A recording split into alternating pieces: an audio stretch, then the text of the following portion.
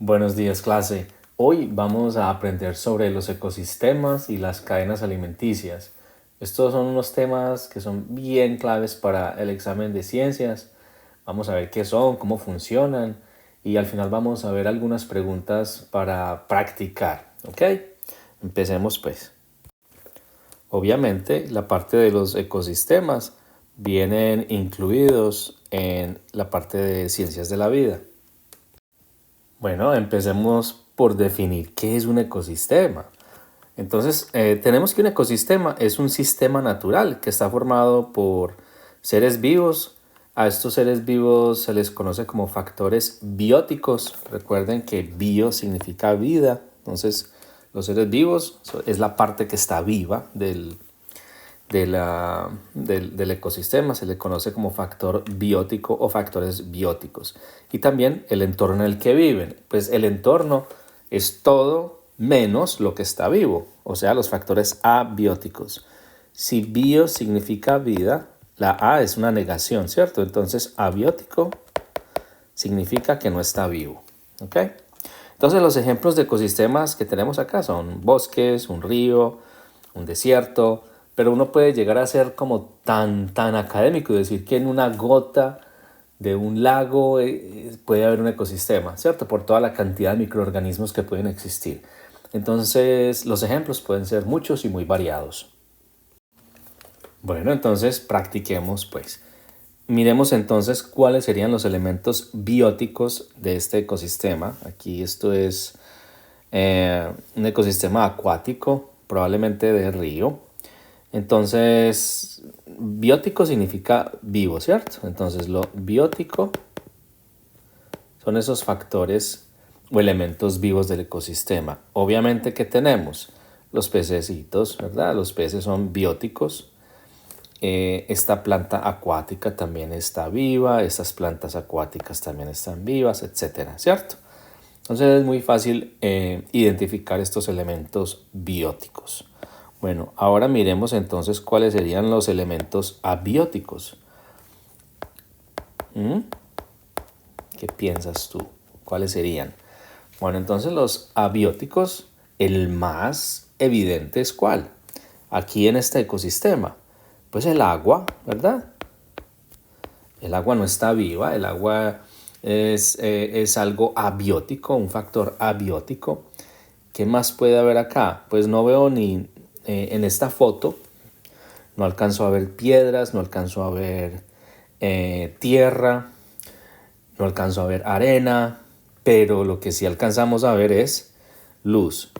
Ay, profe, ¿dónde está la luz? Pues si podemos ver cosas es porque hay luz. Si no sería una fotografía totalmente en negro, ¿verdad? Entonces aquí yo creo que los factores más fáciles de identificar abióticos, o sea, los que no están vivos, son el agua y la luz, ¿cierto? Si tienes otro, ponlo en los comentarios que me interesaría ver tu creatividad. Solo quiero recordarte que en la descripción están las ligas, los links para que vayas a cada una de las listas de reproducción, ¿cierto? Así es más fácil si estás estudiando un tema en específico para que no tengas que revolcar todos esos videos sin orden. En cambio, así te salen o todos los de matemáticas o todos los de ciencias, etc. También puedes ir a la página del canal. Si te gusta también eso automáticamente los muestra ordenados. Y si aún no los has hecho y piensas que te puede servir, no olvides suscribirte. Ese icono rojo que está señalando la flecha, ahí fácilmente te puedes suscribir. Muchas gracias a todos los que le dan likes al video, a los que hacen comentarios, a los que dan sugerencias acerca de temas para futuros videos. Muchísimas gracias. A veces me demoro en hacer videos, pero así es la vida, ¿cierto? Hay mucho de qué ocuparse y eso en realidad es más un hobby.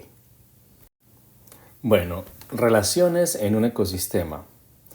Aquí tenemos que las cadenas alimenticias representan el flujo de energía que va desde los productores hasta los consumidores.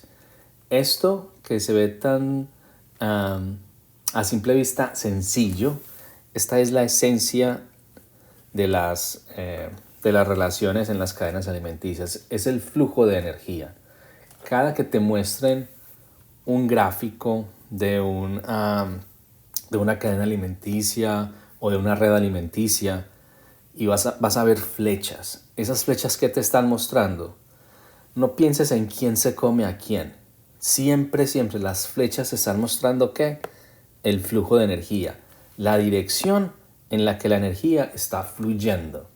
Si te grabas eso, siempre vas a poder contestar muchas preguntas con bastante certeza. Bueno, entonces aquí, ¿qué tenemos, por ejemplo? Entonces aquí tenemos una cadena alimenticia, porque simplemente es algo como lineal, ¿verdad? Este se come a este y este se come a este. Precisamente les digo, fíjense en el flujo de energía y no quién se come a quién, es lo primero que hago. Bueno, entonces, seamos más consecuentes con lo que decimos. Entonces, obviamente que esta hierba, estas plantas tienen energía, ¿verdad? O sea, todo lo que está vivo tiene un contenido de energía. Y la energía está fluyendo de las plantas al conejito, porque el conejito obviamente se consume a las plantas, ¿cierto? Entonces esa energía, la flecha te está mostrando que la energía va de las plantas al conejo. Y aquí tristemente, ¿cierto? Casi con lágrimas en mis ojos, la energía pasa del conejito al zorro, ¿cierto? Porque obviamente la energía que tiene el conejito va a pasar al zorro. Esto es algo que quiero hacer aquí un pequeño paréntesis, es en el contenido de energía de cada una de las partes de esta cadena alimenticia. Nosotros, los seres vivos, nosotros somos mamíferos así como el conejo, como el zorro, ¿cierto? Somos mamíferos y somos homeotermos. Homeotermos, si no recuerdas, son esos organismos que conservan una temperatura muy constante, ¿cierto? Nosotros mantenemos unas temperaturas, no me acuerdo la temperatura exacta, pero es como alrededor de 37 grados centígrados. Y es así, no importa si está haciendo mucho calor afuera, no importa si está haciendo mucho frío, el cuerpo siempre trata de mantener esa temperatura, ¿verdad? Y si está haciendo mucho frío, la temperatura se genera por contracción muscular y a veces temblamos del frío para generar temperatura, para generar calor, ¿cierto? Entonces, es un proceso costosísimo mantener a los mamíferos con una temperatura específica y constante, gasta mucha energía. Entonces, la energía, el porcentaje de energía que pasa por ejemplo, de estas plantas al conejo es mucho mayor que la que pasa del conejo al zorro. ¿Por qué? Porque este conejito gasta mucha energía en mantenerse con una temperatura constante, ¿cierto? En mantener ese calorcito. En cambio, los vegetales, ellos no se preocupan por nada de eso, ellos no mantienen una temperatura constante. Entonces, casi toda la energía que tienen ellos pasa al siguiente elemento. Entonces, aquí hay una transferencia muy eficiente de energía, ¿cierto? Cuando es de los productores, recuerda que los productores, a ver, yo escribo aquí productor, son los que producen su propio alimento, estamos hablando de las plantas, ¿verdad? Y estos se les llama consumidores. A ver, por aquí a un ladito. Entonces, cuando la energía fluye de los productores a los consumidores, esa transferencia de energía es muy eficiente, mucho. No lo es tanto cuando pasa de un consumidor a otro, ¿cierto? Porque este consumidor gasta mucha energía manteniendo su temperatura.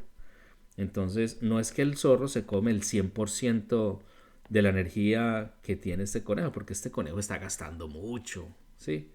Mucha energía manteniendo su temperatura. Y a la vez si a este se lo va a comer que un tigre, por decir algo, ¿cierto? Es la energía que va del zorro al tigre, tampoco va a ser su totalidad porque el zorro también está gastando mucha energía en sus funciones vitales y en mantener esa temperatura corporal, ¿verdad? Entonces es solamente como un paréntesis en caso de que les hagan una pregunta de ese tipo, que es de un nivel un poco más avanzado, dudo que les salga, pero just in case, ¿ok? Bueno, y ya vamos a empezar a hablar entonces de los tipos de interacciones, mutualismo, competencia, etcétera. o depredación, que es la más fácil. Yo creo que ni siquiera necesitamos hablar de depredación, ¿cierto? Cuando un animal se come a otro, ¿sí? Punto, eso es depredación. Vamos a profundizar en 3 de las relaciones simbióticas que salen con más frecuencia en las preguntas del examen. Una de ellas es el comensalismo, ¿cierto? Comensalismo es una palabra que no se usa con mucha frecuencia, al menos no en la actualidad. Yo he visto abuelitas de mi país hablando a veces de los comensales. Los comensales son las personas, para mi abuelita, que iban a la casa a comer. Sí, esos son los comensales. Bueno, el comensalismo es un tipo de relación de alimentación, ¿sí? En el cual un organismo se beneficia y el otro no recibe ni beneficio ni daño, así como la abuelita, ¿cierto? Llegan los nietos o los hijos de los nietos, mejor dicho, llegaron los que querían comerse lo delicioso que hizo la abuelita. Ellos se benefician porque están recibiendo alimento, ¿cierto?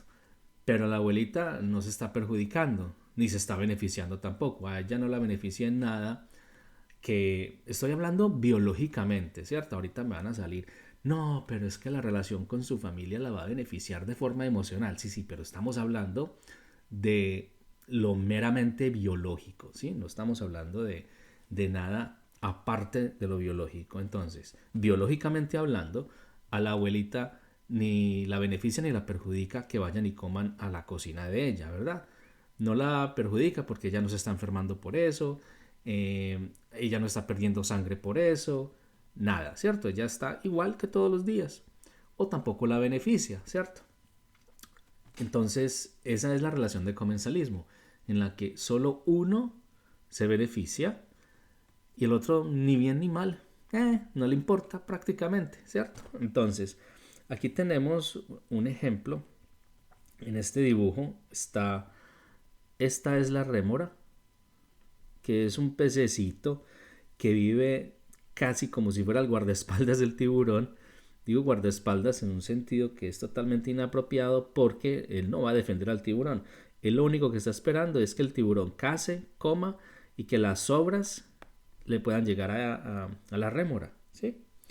Entonces, dice aquí pues el texto que tenemos que las relaciones comensales con hay relaciones comensales con las plantas. En la naturaleza hay orquídeas tropicales que crecen en la copa de algunos árboles. La orquídea recibe más luz solar, pero no tiene ningún beneficio sobre el árbol. Esa es otra relación de comensalismo y esta es muy interesante porque es entre plantas. Casi siempre pensamos es entre animales. Y aquí en este ejemplo, la orquídea cuando está viviendo pues en la rama de un árbol, la orquídea, ¿cuál es el beneficio para la orquídea? La localización, el lugar de residencia, ¿cierto? Porque en ese lugar de residencia tiene más acceso a la luz solar. Entonces la orquídea se está beneficiando, pero al árbol no le hace ni bien ni mal. No le importa que esté la orquídea ahí, ¿sí? Así como a la abuelita. Bueno, el mutualismo es diferente. En el mutualismo, voy a escribirlo acá para que no se nos olvide, hay un beneficio mutuo. Por eso lo llamamos mutualismo, ¿cierto? Porque ambos se están viendo afectados de una forma positiva, es un beneficio mutuo. En esta foto estamos viendo un pez, ¿cierto? Un pez payaso, así como Nemo, el de la película, y vemos la anémona, ¿cierto? En este caso, ambos se están beneficiando. En este caso, la anémona es un organismo que tiene unos tentáculos venenosos, ¿sí? Al cual el pececito, el pez payaso es inmune, ¿cierto? Bueno, entonces, el pez payaso, si se mete dentro de la anémona, obviamente que la anémona va a proteger al pez porque otros peces no van a tratar de irlo a cazar allá por sus tentáculos venenosos, ¿sí? Bueno, entonces estás pensando, bueno, sí, es evidente que el pez se está beneficiando. ¿Y cuál podría ser entonces el beneficio que recibe la anémona? Porque esto es mutualismo, ambos se tienen que beneficiar. Bueno, el beneficio es que como el pez está ahí, ¿cierto? Este pez va a ahuyentar a otros peces pequeños que traten de venir a mordisquear la anémona. Entonces, este le sirve como de guardaespaldas también. Ambos se cuidan el uno al otro. El pez payaso evita que otros peces vengan a comerse la anémona porque si se acercan mucho, ¿cierto? Sobre todo si son pequeños, antes se van a convertir en alimento para el pez payaso. Eh, yo creo que yo nunca vi comiendo ánimo en la película. En todo caso, y el beneficio de la anémona es ese, de vigilancia y de mantener a otros posibles agresores ahuyentados, ¿cierto? Y el del pez payaso es obvio, ¿cierto? Ahí se siente él protegido porque los otros peces no van a venir a perseguirlo en este lugar por temor a los tentáculos de la anémona. Bueno, la tercera relación de la que vamos a hablar es el parasitismo. En el parasitismo hay, uno de los dos se beneficia, pero el otro se perjudica, ¿sí? Es diferente al mutualismo en la cual ambos se benefician, ¿cierto? O al comensalismo en la cual uno se beneficia y el otro no le importa, no le hace ni bien ni mal, ¿cierto? En el parasitismo uno gana y el otro pierde, ¿cierto? Bueno, diferente a la predación. ¿Cuál sería la diferencia en la predación? Vamos pensando a ver cuál puede ser esa diferencia. Bueno, entonces aquí en esta foto tenemos, yo creo que esto es una sanguijuela, ¿sí? No estoy 100% seguro. En todo caso, lo que hace es que esto es un tipo de parásito que succiona sangre del huésped, ¿cierto? Lo más clásico en el parasitismo es que la intención de la sanguijuela es comer, vivir de su huésped, ¿cierto? Entonces este parásito solo quiere eso, no quiere matar al huésped. Entonces allá me imagino que ya hay varios pensando, ay, pero si hay millones de sanguijuelas, pueden matar al huésped.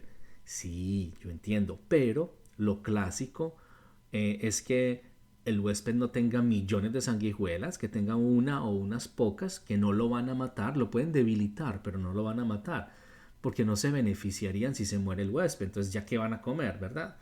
Entonces, la relación de parasitismo es una relación en la cual ese que se está beneficiando trata de no matar, de no acabar con la vida del huésped, ¿cierto? Simplemente de vivir a expensas del huésped. Eso es como lo básico de la relación de parasitismo. Muchas de las preguntas en relación a los ecosistemas pueden girar alrededor de los beneficios de los ecosistemas, ¿cierto? La producción de oxígeno, la producción de alimento y la parte de regulación de la temperatura. También pueden hablar de los problemas que pueden tener los ecosistemas, ¿cierto? Con la tala de bosques, con la deforestación y cómo esto puede afectar el clima mundial.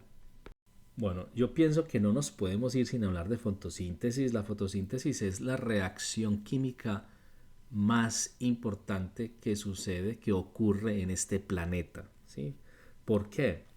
Miren este milagro de la naturaleza. Esto sucede principalmente en los seres vivos que tienen cloroplastos, ¿cierto? Como las algas, como las plantas. Entonces, dentro del cloroplasto, digamos que estamos hablando de una hoja de un árbol, ¿ok? Debía haber usado el color verde, no, por Dios. Bueno, en todo caso, en esta hoja sucede esta reacción química, ¿sí? La fotosíntesis. ¿Y en qué consiste? Básicamente en tomar CO2, que es un gas que está en el ambiente, ¿cierto? El CO2 lo combinan con agua y casi que por arte de magia, en presencia de la luz solar, generan alimento y oxígeno. Entonces, quiero que tengas muy presente lo que sucede en la fotosíntesis. ¿Por qué? Pues mis queridos amigos, sin la fotosíntesis no tendríamos alimento. Nosotros podemos sobrevivir sin comer varias semanas, ¿cierto? Pero ahí no termina la historia. La fotosíntesis es también la fuente principal de oxígeno en este planeta. Hasta hace poco yo pensaba que era la única fuente, pero no, parece que existen también otras fuentes de oxígeno minúsculas, chiquiticas, del punto cero algo por ciento, ¿cierto? Pero ya no es como algo absoluto, aunque para el examen, si tú piensas que el oxígeno solo viene de la fotosíntesis, vas a estar bien. El caso es que sin el oxígeno que genera la fotosíntesis, ¿cuánto podemos vivir nosotros sin oxígeno? Minutos. Si dejamos de respirar, si nos quedamos bajo el agua un tiempo determinado, podemos vivir solamente minutos. O sea, nosotros dependemos muchísimo, muchísimo de esta planta.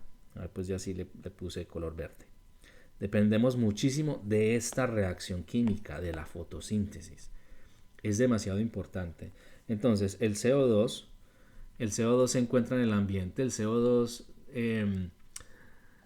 se puede liberar en las erupciones volcánicas y en los procesos metabólicos de los seres vivos. De hecho, en este momento, tú estás respirando, ¿cierto? Asumiendo que estás respirando. Cuando inhalas gases, uno de esos gases es el oxígeno, porque el aire no es oxígeno puro, el aire es como un 21% oxígeno, el resto son otros gases, como el nitrógeno, por ejemplo. Hay varios gases en el aire, pero el que tú utilizas para vivir es el oxígeno, el 21% de esa mezcla de gases que estás inhalando es oxígeno, ¿sí?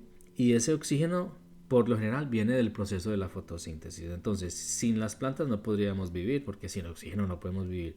Y sin comer, menos, ¿cierto? Ah, pero es que yo no como vegetales. Sí, pero los animales que comes sí necesitan esos vegetales. O sea, sin la fotosíntesis, la vida como la conocemos en este planeta no existiría. Entonces, toman ese gas del aire y con un poquito de agua crean glucosa. No me digan que eso no parece casi que magia, pues. Un gas mezclado con agua, producir un alimento. Esta es la reacción más hermosa. Les dejo el resto de bioquímica. Ahí lo tienen para que encuentren una reacción más bonita. A esto no le gana a nadie, ¿sí? Y aparte de eso, como prácticamente como si fuera un producto de desecho, se le conoce también en inglés como byproduct, generan oxígeno. O sea, lo que es para ellos ese gas no lo necesitamos, para nosotros es deme ese gas que yo lo necesito para vivir. Entonces es una reacción demasiado fundamental, demasiado importante para la vida en nuestro planeta. Por eso la estoy incluyendo aquí, que no estamos pues como hablando de reacciones bioquímicas. El tema no es ese, el tema son los ecosistemas, pero como tenemos los productores, ¿cierto? Que son los que en realidad cosechan la energía solar y la convierten en alimento, y esos son los que generan e impulsan y mantienen con vida el resto de la cadena alimenticia o de la red alimenticia. Por eso estoy hablando de fotosíntesis. Entonces quiero que la mires, pausa el video unos segunditos y trata no de memorizártela, sino de analizarla, ¿ok? Ahora sí pasemos pues a preguntas de práctica. Dice, ¿cuál de los siguientes es un factor biótico de un ecosistema? Pausa el video y mira a ver cuál te gusta. Bueno, ya habíamos visto que biótico, porque tiene la parte bio, significa vida. Estamos hablando de un factor que está vivo, ¿cierto? De un ser vivo del ecosistema. Entonces, ¿el agua es un ser vivo del ecosistema? No.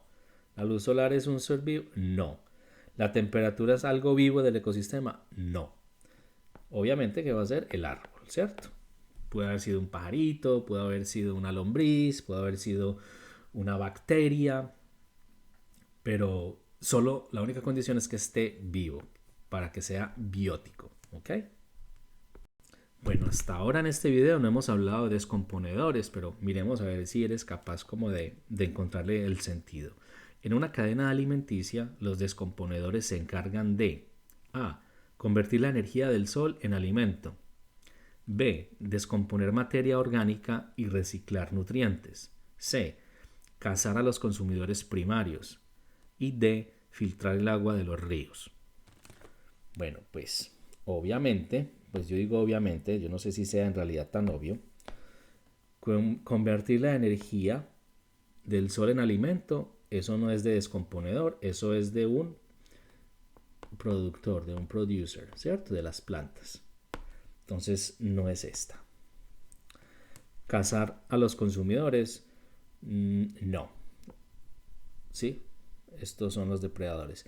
Filtrar el agua de los ríos, tampoco, ¿cierto? Eso sería más como de la parte abiótica, ¿cierto? Con la gravilla, la arena, que puedan tener como algún efecto de filtración. Pero en este caso, la mejor opción, sin lugar a dudas, para descomponedores son los que descomponen. Prácticamente ahí estaba la respuesta en la misma palabra, ¿cierto? Ellos descomponen materia orgánica y reciclan nutrientes. ¿Cuáles son los dos descomponedores por excelencia? Pueden ser las bacterias y pueden ser hongos. ¿Por qué? Porque ellos viven de materia orgánica que murió, ¿cierto? Un tronco que cayó en el bosque, que ya no recibe nutrientes porque ya es simplemente un pedazo de madera que se está pudriendo a la intemperie. Tú puedes ver hongos que crecen allí. Esos hongos están descomponiendo la materia orgánica de ese tronco, ¿cierto? Entonces, los descomponedores son simplemente eso. Son aquellos que reciclan todo lo que se va muriendo y devuelven y prácticamente no solamente la parte de descomponer, no habla como del proceso de putrefacción, ¿cierto? Cuando uno dice algo se está descomponiendo, uno piensa que es porque se está pudriendo, pero descomponer es prácticamente quebrar esas biomoléculas que son grandes y quebrarla en moléculas que son más pequeñas, ¿sí? Eso es descomponer en realidad. Y eso genera gases y a veces sí, eso huele feo, pero descomponer es simplemente eso, reciclar la materia orgánica para devolverla al ecosistema, ¿ok? ¿Y cuál es una característica de los organismos productores? A. Son los que obtienen energía de otros alimentos. B. Son los que pueden fabricar su propio alimento. C. Son los que descomponen los alimentos. Y D. Son los que necesitan cazar para poder alimentarse. Bueno, entonces, ¿tú qué piensas? Obviamente que cuando a uno le dicen productor, yo me imagino las plantas, ¿cierto? Digamos que esto es como el mecate, el hierbita que está afuera, la grama que consumen los herbívoros. Entonces esto es como una planta, ¿cierto? Estos son los que producen su propio alimento, por eso se llaman productores. Entonces, ¿cuál es la mejor definición? No va a ser los que obtienen energía de otros alimentos, ¿cierto? Tampoco van a ser los que descomponen los alimentos, ni los que cazan, ¿verdad? Van a ser, obviamente, los que fabrican su propio alimento, como las plantas, ¿sí? Recuerda ese proceso de la fotosíntesis en la que simplemente con CO2, que es un gas, más agua, generan glucosa y oxígeno. Esta es la reacción de la fotosíntesis. Y estos son los que fabrican su propio alimento, aparte, o partiendo de gas, CO2, con agua. Bueno, aquí estoy honrando pues la fotosíntesis con una pregunta. Dice, ¿qué es la fotosíntesis? La opción A dice, es el proceso mediante el cual las plantas respiran. B, es el proceso mediante el cual las células utilizan la energía lumínica y la convierten en energía química. C, es el proceso mediante el cual las plantas generan ATP. Y D, es el proceso mediante el cual las plantas generan lípidos de reserva. Bueno, esto está interesantísimo por varios motivos. Primero, porque hay unas respuestas que se escuchan muy académicas, muy eruditas y pueden confundirlos a la hora de escoger cuál creen que es la correcta. Entonces empecemos a descartar primero. A ver, es el proceso por el cual respiran las plantas. ¿Qué creen de eso? ¿Las plantas respiran? Sí, sí. El proceso de respiración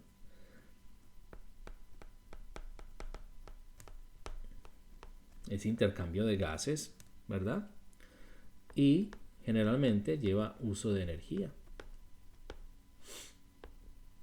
Las plantas no tienen pulmones, pero tienen procesos bioquímicos en los cuales ellas también usan energía y eso, al usar oxígeno, también ellas producen alimento, ¿cierto? El alimento que produce una planta, ella no piensa, ay, voy a producir alimento para que me coman. No, ellas producen alimento también para ellas, ¿cierto? No es simplemente como ese motivo desinteresado en que va a producir alimentos y de ese alimento no se va a beneficiar. No, no, no, no. Ellas también necesitan ese alimento, que nosotros comemos la planta, así como el conejo, ¿cierto? El conejo no se alimenta pensando, me voy a alimentar muy bien para que me coma el zorro. No, el conejo necesita alimentarse, necesita utilizar energía, ¿cierto? Para poder estar vivo. Que luego llega el zorro y dice, bueno, yo también tengo que comer, eso es diferente. Pero así, igualmente, la planta cuando hace su fotosíntesis genera alimento, ella también va a usar ese alimento. Cuando usamos el alimento a nivel celular, eso se llama respiración celular. Entonces, la fotosíntesis no es eso. La fotosíntesis es la producción de ese alimento. Entonces podemos descartar la opción A. Bueno, la opción B es el proceso mediante el cual las células utilizan la energía lumínica y la convierten en energía química. Esta es una opción excelente. Y me gusta mucho que hablen de energía química porque energía química es otro nombre para un alimento. Entonces, pueden llamarlo alimento, pueden llamarlo energía química, lo pueden llamar glucosa, etcétera. Todo esto es esa parte de la derecha de la reacción de la fotosíntesis, ¿verdad? Entonces, esta va a ser nuestra respuesta correcta, la opción B. Pero miremos el resto de las opciones, a ver qué aprendemos, ¿verdad? Aprovechemos que estamos aquí. Entonces, la opción C dice, es el proceso mediante el cual las plantas generan ATP. No, el ATP se genera cuando se usa el alimento. Tus células en este momento, tú estás viendo este video, estás vivo, estás viva, ¿cierto? Dios gracias. Entonces tus células necesitan oxígeno y necesitan glucosa. ¿Esa glucosa de dónde salió? De la fotosíntesis, ¿verdad? ¿Y ese oxígeno de dónde salió? De la fotosíntesis. No la hiciste tú, la hicieron las plantas.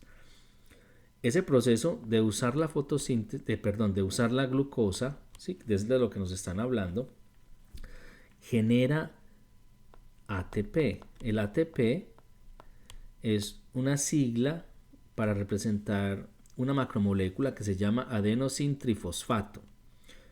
El nombre corto es ATP. Esta es como la gasolina que usan nuestras células, ¿sí? Es esa fuente de energía, el ATP. Entonces, le sacamos a la comida, a la glucosa, le sacamos el ATP, hacemos esos procesos químicos de respiración celular que suceden pues dentro de nuestro organismo, en cada una de nuestras células, para generar ATP. Y ese ATP es como esa gasolina que nos mantiene vivos, que nos permite que el corazón haya contracciones, le permite que te pares y camines haciendo contracción muscular, permite todos los procesos que haces cuando estamos vivos. Entonces, eso de generar ATP, eso es respiración celular. ¿Ok? Bueno, y la última opción dice D, es el proceso mediante el cual las plantas generan lípidos de reserva. Obviamente que no. Lo que estamos generando es glucosa en la fotosíntesis. Perfecto. Bueno, yo quise modificar un poco esta pregunta para que repasáramos cómo se balancean las ecuaciones o las reacciones químicas. Las reacciones químicas, yo sé que por ahí tengo un video solamente de cómo se balancean las ecuaciones, si quieres lo buscas. En la descripción está en la lista de reproducción, la liga que te lleva a la lista de reproducción de los videos de ciencias, ahí puedes buscarlo. Pero simplemente como manera de repaso. Esta es una pregunta que fácilmente te puede salir en el examen de ciencias. No exactamente esta, algo similar, ¿verdad? Porque yo no sé qué va a salir en el examen. Entonces, dice, ¿cuál de los siguientes coeficientes balancea la reacción química de la fotosíntesis? Entonces, primero, ¿qué es un coeficiente? Un coeficiente es un número grande que está al frente de una letra. Entonces, aquí tenemos un coeficiente, el coeficiente es 6. Aquí tenemos un coeficiente, el coeficiente es 6. Entonces, aquí, ¿tenemos coeficiente? No. Entonces, ¿qué asumimos? Que es un 1, ¿verdad? Como si estuviéramos en matemáticas. Entonces, la pregunta de hoy nos dice, bueno, ¿qué coeficiente necesitamos en esta caja, en esa cajita, en ese espacio en blanco, para que la ecuación esté balanceada? Bueno, ¿qué significa tener una ecuación química balanceada? Una ecuación química balanceada quiere decir que a ambos lados de la flecha vas a tener el mismo número de elementos. Entonces, aquí ¿qué tenemos? Tenemos hidrógeno, que es la H, tenemos oxígeno, que es la O, tenemos carbón o carbono, que es la C, y oxígeno. O sea que en realidad tenemos solamente 3 elementos, ¿verdad? A mí me gusta escribir los elementos debajo de la flecha. Entonces tenemos hidrógeno, tenemos carbón y tenemos oxígeno, ¿cierto? Entonces, ¿cómo vamos a analizar este problema? Sencillo. Sabemos que la ecuación solo necesita un coeficiente, un número dentro de esa caja para que esté balanceada, ¿sí? Eso lo sabemos. Entonces, también podemos asumir que los números al lado derecho ya son finales, ¿verdad? Lo que hay, ¿cierto? Entonces, por ejemplo, ¿cuántos hidrógenos tenemos a la derecha? Vamos a contarlos. Entonces, hidrógenos es la H, ¿verdad? Esta es la H que veo. ¿Cuántos hay? Hay 12. Ese número pequeño que está al lado de la letra pertenece a la letra que está a la izquierda, ¿sí? Por ejemplo, este 12, ¿a quién le pertenece? ¿Al oxígeno o al hidrógeno? ¿A la O o a la H? Le pertenece a la H. Este 12. ¿Este 6 a quién le pertenece? ¿A la H o a la C? Este 6 le pertenece a la C, ¿ok? Entonces, estos subscripts se conocen para dar información extra acerca de la cantidad de elementos que hay en una molécula. Entonces aquí hay prácticamente para mostrar la proporción, ¿cierto? Por cada 6 carbonos hay 12 hidrógenos y 6 oxígenos. ¿Ok? También puedes analizarlo así, como si fuera una proporcionalidad. Entonces, hagamos este ejemplo que es más fácil. 6O2. Entonces, el 2 obviamente le pertenece al oxígeno porque no hay más, entonces son 2 oxígenos, pero tiene 6 veces eso. Entonces, ¿cuántos oxígenos tenemos aquí en total? Solamente en este tenemos 12, ¿cierto? Serían 12 oxígenos. A ver, un segundito. Cambiemos el color. Entonces tendríamos 12 oxígenos, ¿cierto? Por este lado. ¿Y cuántos tenemos acá? Aquí hay más oxígenos, ¿verdad? Porque ambas moléculas del lado derecho tienen oxígeno. Aquí tenemos 6. Entonces tenemos 6. En total de oxígeno son 6 más 12, que es igual a ¿cuánto? A 18. Entonces hay 18 oxígenos en total, ¿ok? ¿Cuántos oxígenos necesitamos tener entonces al lado izquierdo? También 18. Por eso se llama balancear la ecuación, para que tenga la misma cantidad a ambos lados. Entonces, por ahora voy a dejar el oxígeno así. Bueno, ahora miremos carbón. ¿Cuántas moléculas de carbón tenemos a la derecha? A la derecha tenemos... ¿Cuántas tenemos? Tenemos 6, ¿verdad? Porque este 6 le pertenece a la C. Entonces hay 6 carbonos Y aquí ya no hay más carbón, ¿cierto? Entonces solamente son esos 6. Estaban muy fáciles de contar. Entonces de carbón tenemos solamente 6. Le voy a colocar una rayita abajo. ¿Y qué tal con los hidrógenos? Bueno, los hidrógenos aquí a la derecha. Bueno, ¿por qué estoy contando solo a la derecha? Porque se supone que la parte derecha ya está balanceada, ¿cierto? Entonces esos números son finales. Entonces estamos analizando el hidrógeno, la H. En esta molécula, ¿cuántos hidrógenos hay? Hay 12, ¿cierto? Porque el 12 le pertenece a la H. Entonces serían 12 hidrógenos. ¿Y aquí hay hidrógenos? No, son solamente estos al lado derecho de la reacción. Entonces el total de hidrógenos es 12. ¿Ok? Bueno. Entonces partiendo de esa base, miramos al lado izquierdo y tenemos que escribir acá un número que haga que al lado izquierdo haya también 12 hidrógenos, 6 carbonos y 18 oxígenos. Vas a ver que es más sencillo de lo que parece. Entonces, lo más fácil es empezar analizando un elemento que solamente esté presente en esa molécula que estamos analizando, ¿sí? Entonces, ¿cuál sería ese elemento? ¿Sería el oxígeno? No, porque el oxígeno está en esta y también está en esta, entonces no. Va a ser el carbono, porque al lado izquierdo, aquí no hay carbono, aquí no hay carbón. El carbón solamente está aquí, aquí en esta molécula de CO2.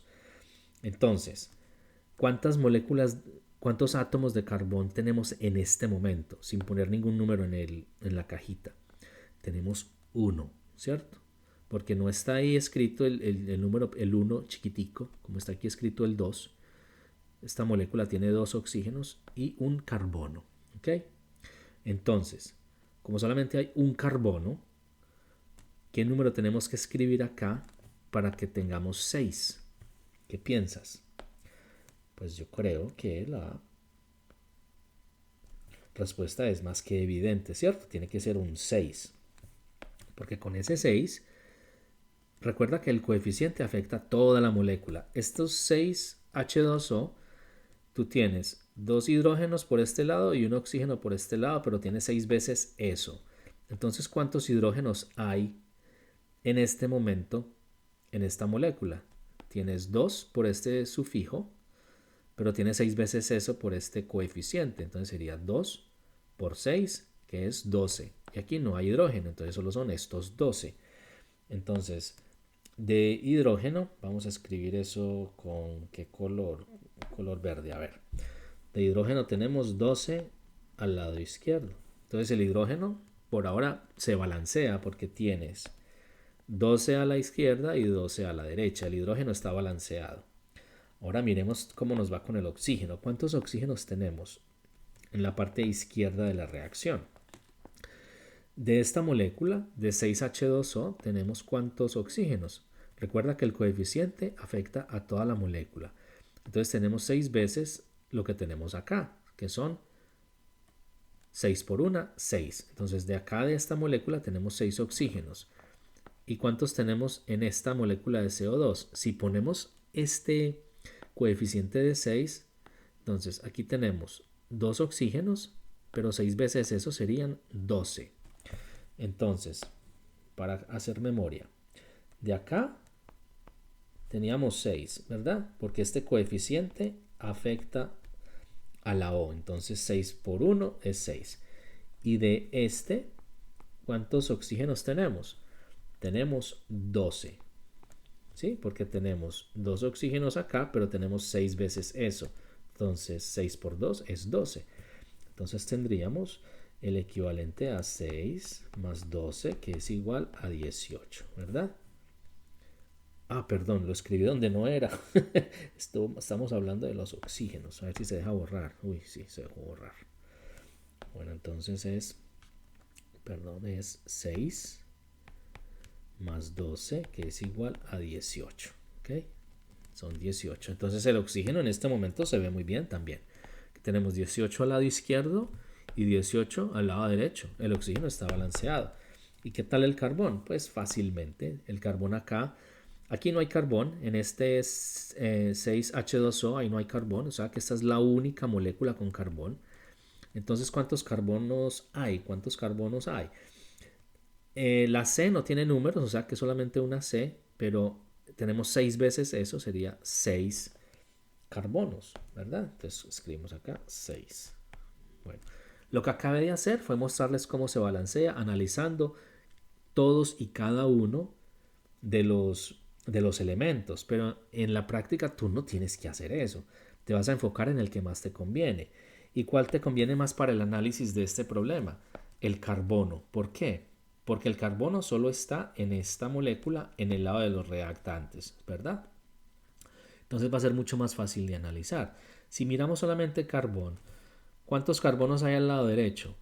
Hay 6, ¿cierto? Porque aquí hay un 1 y 6 veces 1 es 6. Aquí no hay ningún carbón en el 6O2, solamente en esta molécula de 6H12O6 hay 6 carbonos. Entonces al lado derecho tenemos 6 carbonos. Y cuando no teníamos aquí nada escrito, ¿cuántos teníamos? Teníamos 1, ¿verdad? Entonces para hacer estos 6 tenemos que escribir un 6 acá en el coeficiente. ¡Pum! Si hubiéramos analizado de entrada solamente el carbono, hubiéramos llegado a la respuesta en 15 segundos, ¿sí? ¿Qué es lo que vas a hacer en el examen? No te vas a poner a escoger y hacer la lista de todos los elementos para hacer este análisis. Eso lo hago yo acá para ejemplificar cómo es que se hace en caso de que tengas que hacer un análisis más complejo. Pero lo que vas a hacer es buscar conveniencia y vas a mirar, bueno, cuál elemento me sirve a mí para hacer este análisis de entrada. Obviamente que en este caso es el carbono. Va a ser el más fácil porque solo está en este compuesto, en esta molécula, en el CO2. Estoy hablando del lado izquierdo. ¿Okay? Bueno, entonces, el coeficiente que hay que escribir para balancear esta ecuación va a ser el 6. Bueno, no te angusties si esta pregunta estuvo un poquito difícil. Más bien, busca en la lista de reproducción. Tengo un video solamente de balancear reacciones químicas. Y es un video que ha tenido muy buena respuesta y que me han dicho que ha ayudado mucho a entender el tema. Y se practica bastante ahí esto que estamos haciendo. Entonces no te angusties y vete a la lista de reproducción y busca cómo balancear ecuaciones o reacciones químicas. ¿Ok? Bueno, ¿cuál de las siguientes opciones es un ejemplo de mutualismo? Me gusta esta pregunta porque tiene mucho texto.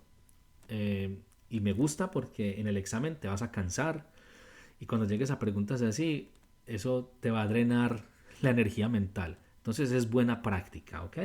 Entonces vamos a leer con paciencia. Dice, estamos buscando un ejemplo de qué? Un ejemplo de mutualismo, ¿verdad? Dice, ¿y qué es mutualismo? ¿Sí te acuerdas? Beneficio mutuo, ¿verdad? Entonces dice, un pez rémora se adhiere a un tiburón para transportarse sin gastar energía, mientras que el tiburón no se beneficia ni se perjudica. B. Una garza bueyera se alimenta de los insectos que levantan los búfalos mientras caminan por la sabana. C. Un pájaro picabueyes se alimenta de los parásitos en la piel de un rinoceronte y el rinoceronte se beneficia al tener menos parásitos. D. Una tenia es un parásito intestinal, una tenia vive en un intestino de un mamífero y se alimenta de los nutrientes del huésped, debilitándolo. Bueno, entonces, ¿cuál de estos piensas que es mutualismo? Si no lo sabes, pausa el video y lee nuevamente, que eso es lo que harías en el examen, ¿verdad? Leer nuevamente. Bueno, entonces, como en mutualismo estamos buscando un beneficio mutuo, quiere decir que ambos integrantes de la relación se benefician de ella. ¿Cuál sería la mejor opción? ¿Sería el pez rémora? No, recuerda que al tiburón no le importa qué pasa con el pez rémora, el tiburón no se beneficia. Entonces nos sirve porque necesitamos una relación en la que ambos se benefician, beneficio mutuo. Entonces esta se puede descartar. Una garza bueyera se alimenta de los insectos que levantan los búfalos mientras caminan por la sabana. Se beneficia la garza, ¿cierto? Porque se está comiendo los insectos que se levantan cuando camina el búfalo, pero al búfalo ni le va ni le viene, ¿cierto? No se beneficia el búfalo, entonces no nos sirve. Estamos buscando una relación en la que ambos se benefician. ¿Qué tal entonces el de un pájaro picabueyes que se alimenta de parásitos en la piel de un rinoceronte y el rinoceronte se beneficia al tener menos parásitos? Uy, esta se ve excelente, ¿verdad? Vamos a, vamos a marcarla con un verde. Se ve muy bien. Miremos la última antes de tomar una decisión. La última dice, una tenia, que es un parásito, vive en el intestino de un mamífero y se alimenta de los nutrientes del huésped, debilitándolo. O sea, básicamente, este no solamente no se beneficia, sino que se perjudica. Entonces, esta tampoco va a ser, ¿verdad? Entonces, la opción D queda descartada. La mejor, obviamente, va a ser la del pájaro picabueyes, porque él está comiendo y se alimenta de parásitos, o sea, que beneficia al huésped. Ambos se están beneficiando. La opción C nos está mostrando mutualismo. ¿Ok? Bueno, y esta es pues la última pregunta del video de hoy. Dice, ¿cuál de los siguientes es un ejemplo de parasitismo? A. Un pez payaso que vive protegido entre los tentáculos de una anémona, mientras que la anémona no sufre ningún daño. B. Una pulga se alimenta de la sangre de un perro, causando picazón e irritación en su piel. C. Un grupo de aves se alimenta de los restos de comida que deja un león después de cazar. Y D. Un hongo y un alga forman un líquen, en el que ambos organismos se benefician. Estamos buscando parasitismo. Y parasitismo es uno se beneficia y el otro se perjudica. ¿Ok? Entonces, ¿cuál es sin matarlo, verdad? Porque si lo mata, eso es depredación. En el parasitismo, el perjuicio no es mortal, ¿cierto? Entonces, en el pez payaso, la anémona no se perjudica, a la anémona no le importa, eso sería más como un comensalismo. Pero si miramos la pulga, ¿cierto? La pulga se está alimentando de la sangre, o sea, la pulga se beneficia de esa relación. Y al perro, ¿qué le pasa? Al perro se le irrita la piel, lo cual es un perjuicio, ¿sí? Entonces, esta sería la mejor opción. La pulga con el perro sería un muy buen ejemplo de parasitismo. ¿Ok? Esa es nuestra respuesta correcta. La pulga. Perfecto. Entonces, hasta aquí por hoy. Nos vemos en el próximo video. Mucha suerte.